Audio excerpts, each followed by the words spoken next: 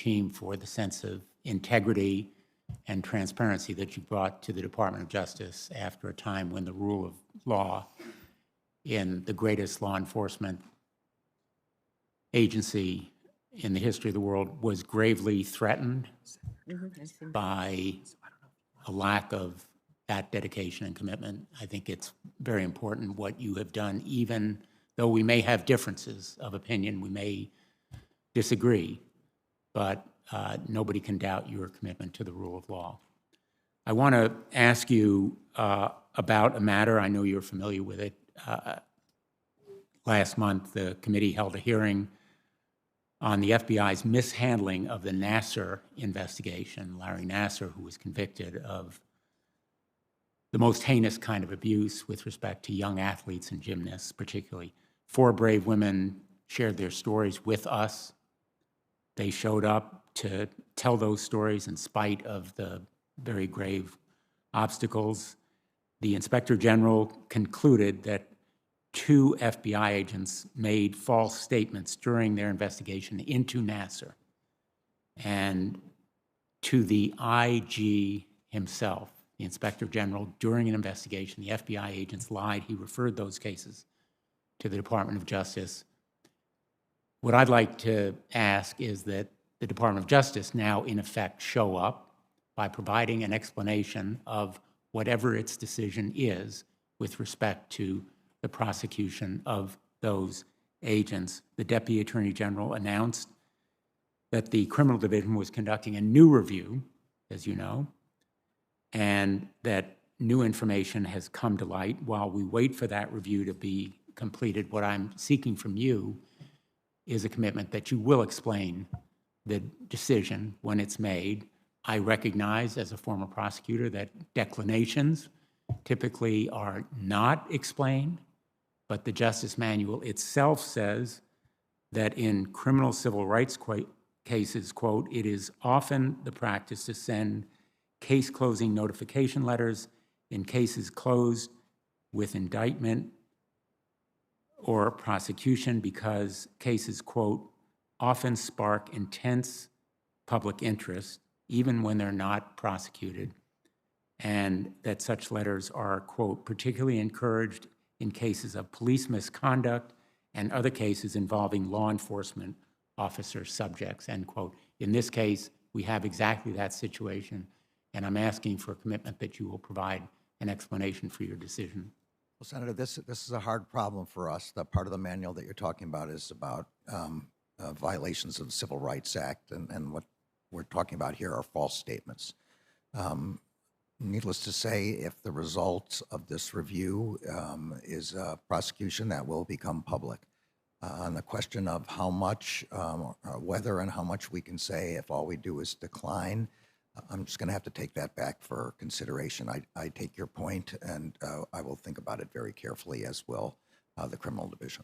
I understand you're not ruling it out, but I'm going to continue to press for an explanation. I think the gymnasts deserve it, so does the American public.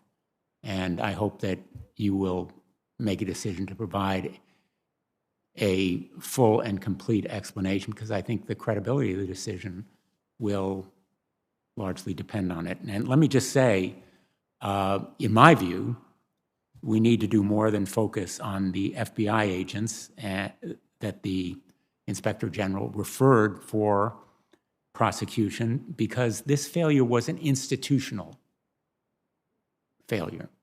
Institutional to the FBI, to USA Gymnastics, and the entire Olympic system. It was an institutional breakdown. And to date, there's been no accountability for anyone in power. To that end, I am announcing that in the Commerce Subcommittee that I chair, the Subcommittee on Consumer Protection, we're going to continue the work that Senator Moran and I began years ago. We literally began it years ago with the investigation and Olympics reform legislation. We're going to engage in further oversight of the United States Olympic and Paralympics Committee, the national governing bodies, and Safe Sport to ensure their purported commitment to safety is not an empty promise. The gymnasts have asked us, they deserve it, and we're going to fulfill that obligation.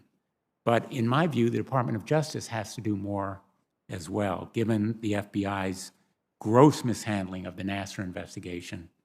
I believe a new review of all of the information related to Nassar and the USOPC more broadly is warranted here, because there are other examples of potential misconduct that deserve a fresh look.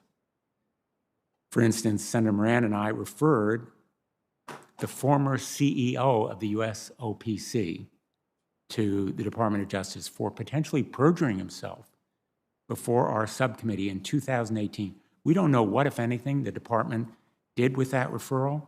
We've heard virtually nothing.